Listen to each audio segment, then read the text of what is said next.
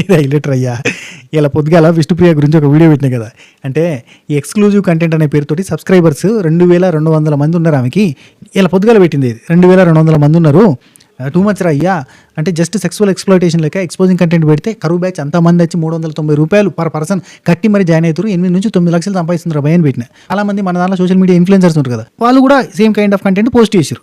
అందరు కలిసి ఏం చేసినామంటే పొద్దు నుంచి సాయంత్రం వరకు ఆమెకి ఇప్పుడు రైట్ నౌ ఈ వీడియో తీస్తున్న టైంకి 2396 మంది, అంటే ఒక 200 మంది సబ్స్క్రైబర్స్ని పెంచినాం. అంటే పొద్దు నుంచి సాయంత్రం వరకు, అంటే ఇంకొంతమంది కరువు బ్యాచ్కి 2200 మంది చూస్తారు అంటే ఏదో ఉందిరా, ఏదో చూపిస్తుందిరా, చూద్దాం అని చెప్పి పోయి ఇంకో 200 మంది జాయిన్ అయ్యారు. ఎర్రి పుష్పాలారా, ఇక్కడ ఏం ఉండదురా, ఎవరి దగ్గర కూడా ఏం ఉండదురా, అంతా గంతేరా మెంటల్. ఇన్ని రూపాయలు కష్టపడ్డోడికి ఏమన్నా, అరే కూరగాయల కాడ కూడా ₹1 ఎక్కువ అడిగి తీయవు కదరా నాయన.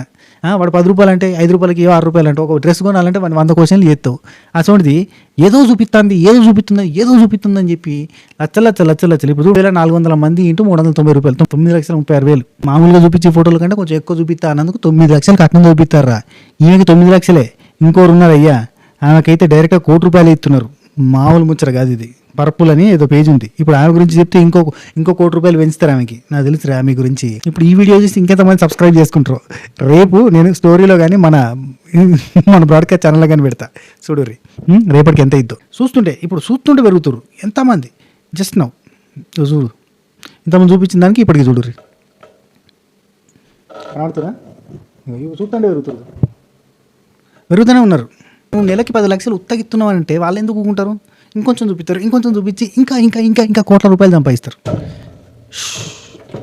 మారదు మనుషుల తత్వం మారదు.